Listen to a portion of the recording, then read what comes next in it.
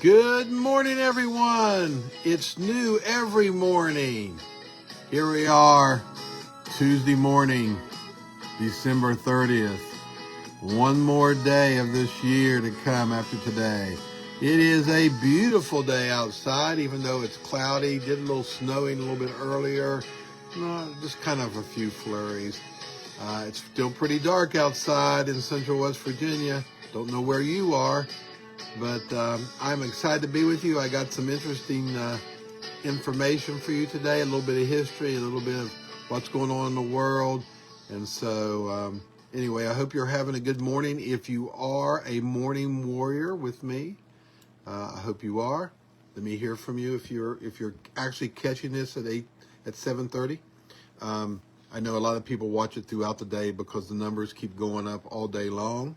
As I don't check it very often, but sometime throughout the afternoon I go on there and it's considerably higher, which means we have people sleeping in or people that are already at work or people on their way to work or busy at 7:30. And I understand that. I'm busy at 7:30 too. I'm doing this. I mean, you can't do everything. Good morning, Tom. Nice to have you along. I'm sure you're bright-eyed and bushy-tailed at 7:30 this morning. Good for you, I say. I got some different things, and this is podcast number 47. I promised myself that I would get to 50. So not 8, 9, 10, 3 more at least. After that, we'll see what we're going to do. I'm definitely open to ideas. Just to give you a little sneak preview into my mind, which is a dangerous place for people that know me. I'm thinking about maybe going from 5 days a week to just doing something on Monday morning, one time a week. Good morning, Sue. Nice to have you along. Yeah. Well, bright-eyed and bushy-tailed may be a little over-exaggeration, but anyway, you're awake and you're listening, and that's what's important. And, I appreciate people that listen to this throughout the day. I have said in the past that, I had certain goals I wanted to reach in the first 50 episodes. So I said that I would do 50. That's what I told myself, and that's what I'm going to do. From then, I'm going to start doing some stuff on YouTube. I've been trying to get that started, but I've had a busy December. December's always seemed to be busy for me. Not just about Christmas, but other things going on. But anyway, we'll get there. I do have some stuff on YouTube I want to do that I think you'll enjoy. So anyway, with that said, let's get started. I have a few shorty things here. U.S. pending home sales has jumped to the highest level since early in 2023. Now, we're not sure why that is, but mainly because the interest rates come down a little bit and people are looking for houses and maybe there's not as many on the market. I don't know the situations, but an index says 3.3% moved to 79.2, whatever that means, the highest level since February 23, according to the National Association of Realtors. So people are looking for homes. I think interest rates have come down a little bit, and that has something to do with it. The next story is from Iran. Iran's biggest protests in 3 years are happening after the country's currency falls to a record low against the U.S. dollar.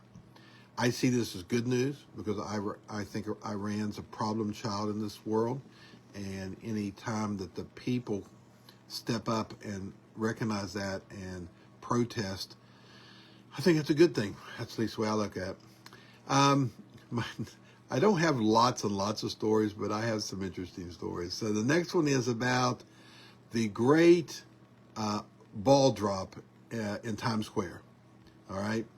So 2026 is coming, and they always do it at that time. And so this year it's going to be a little different. This year they're going to have, good morning, Donna. This year going to have a second ball drop or whatever. Red, white, and blue confetti is going to come down. They're celebrating the 250th anniversary of the signed Declaration of Independence. And so America 250, which is a nonpartisan group, is teaming up with One Times Square, which is ones that put the ball down, to mark the signing of the Declaration of Independence. So spatial confetti will be kicked off at 12:04. Okay, so after the other stuff. And I think they're going to drop the ball again. It may just be spatial confetti. I don't know. Anyway, they're going to use some new technology they've never used before. But also something else they're going to do, which is pretty neat. Times Square is going to host a second ball drop, and that must be the second ball drop that they're talking about earlier, on July 3rd in honor of Independence Day. So they're going to do a middle of the summer ball drop, which they've never done before, as far as I know. So that's kind of interesting. Now the next story is kind of West Virginia oriented, but after all, that's where I live, and a lot of people that watch this are West Virginia people, or very familiar with West Virginia. So anyway, this is a definite change from West Virginia. United Van Lines 49th annual National Movers Study. Okay, so this is for 49 years, which I didn't know it even existed. Excuse me. So anyway, they ranked West Virginia as one of the nation's top inbound states for 2025. Reporting 62% inbound moves into the state. Now, that's a shift in West Virginia. Because we've been hearing for years in West Virginia, everybody's leaving. And one reason is for jobs, things like that. And I got a little bit of information about that as I go through this. But, and one of the reasons people are coming here is because they want to be closer to their families. And some people are retiring. They from West Virginia, they're retiring, they're moving back. And that's always going on. But we've always heard about how people are dwindling. Well, that's not happening anymore. Now, the 62% moves West Virginia to second in the nation, just behind Oregon. Okay, so Oregon is the place that people are moving to. West Virginia is the East Coast Oregon. Okay, now there's lots of reasons nationally why people move. One of the biggest reasons is they want to be closer to their family, or they're transferring, like new jobs or retirement. Those are the three biggest things. Now, another thing that the study showed is there's a broader shift away from big cities into smaller towns. Now, there's a lot of different reasons why that would be. Affordability, it's cheaper to live in the country than it is in the middle of the city somewhere. And just not so congested, I think. Why are people moving here? Well, there's several factors why people are moving to West Virginia. Affordability, it's a pretty inexpensive place to live as a general rule. People here, we're a state that has a lot of community ties. We do a lot of community things, and and that's really popular here, and people are appealed to that. And like I said, family and job opportunities and stuff. But I found something interesting that as I go through this, people visit West Virginia and love it. But a lot of times they can't move here because their job is somewhere else. We have a lot of visitors that come to West Virginia, and they absolutely love it, but they can't stay.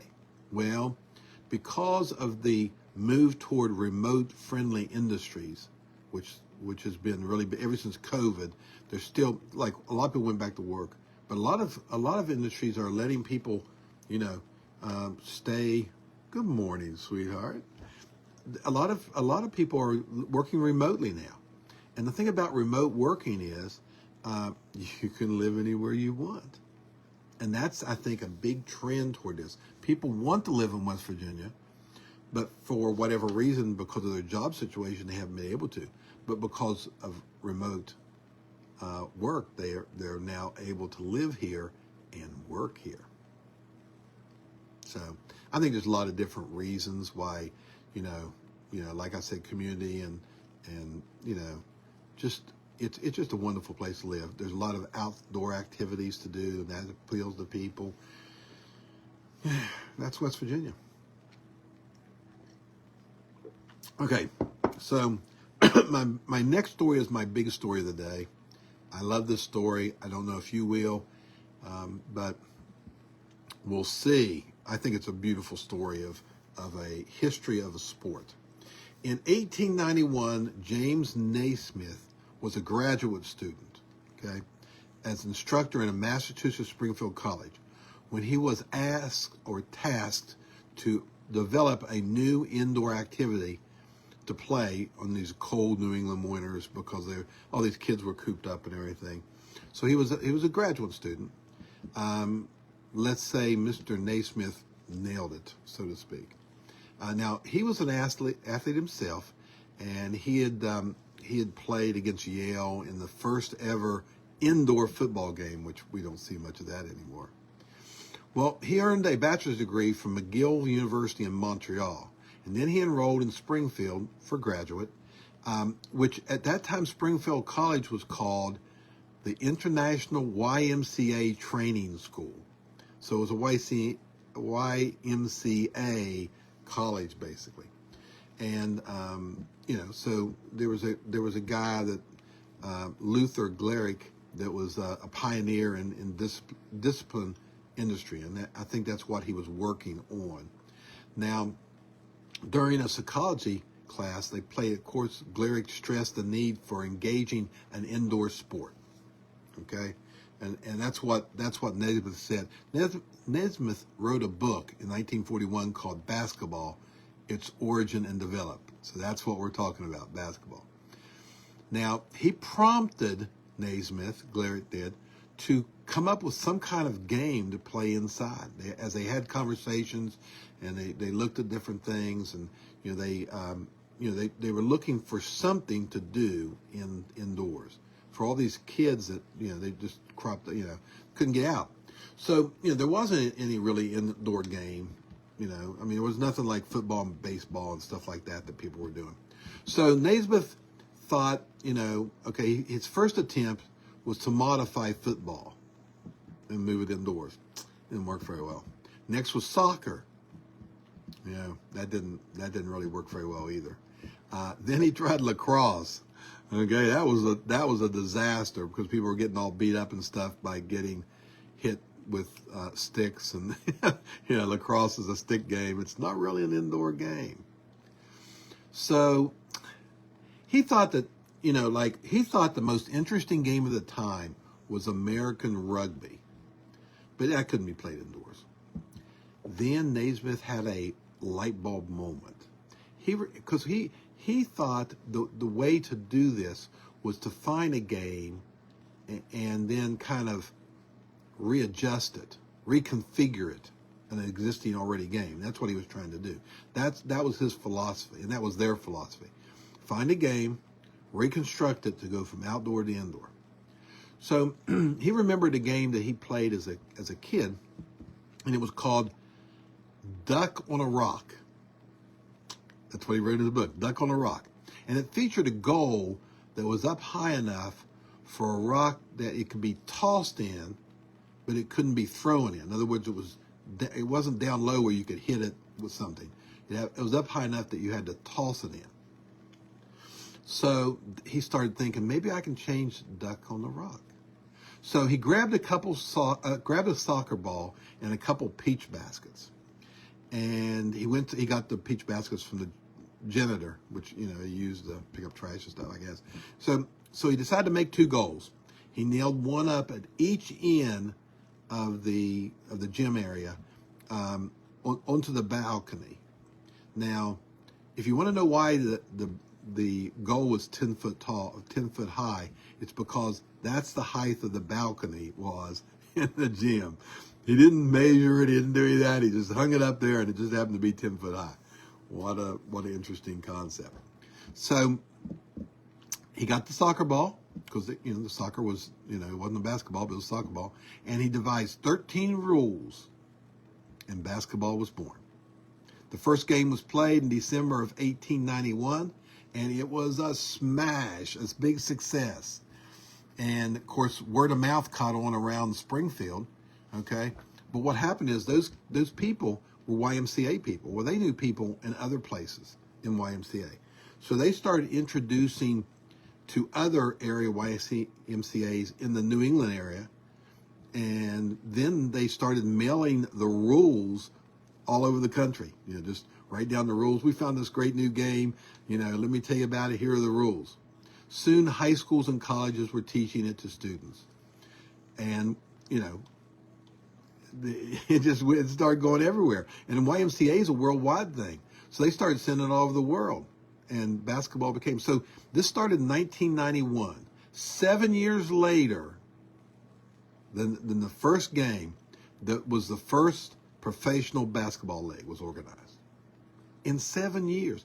This thing had spread because of YMCA, because they knew people from YMCA. It spread rapidly. And as you know, basketball, the rest is history. So it's just a neat story that I love the idea that a lot of it just happened randomly. Like the height, the 10-foot height. It wasn't, he just put together a game with a couple baskets. Of course, they cut out the bottom so they get the ball back. I don't know if they did originally. They may put a ball in there and realize that it was an awful lot of work, to take it out of the bottom. So they just opened up. But it's a great game. I love the game. I still like to watch it. I don't play much anymore. Do shoot a few baskets. Mostly set shots now, not anyway. So I got one quote for you, and I'm winding up today. This is from Paul Washer, okay? And I like this quote. That's the reason you're getting to hear it. And it's thought-provoking, I think, so I'll do it slow. And I quote, "You are steward of every moment." In other words, you're in control of every moment. Every talent, every gift, every resource that God has given you. You are in control of those things.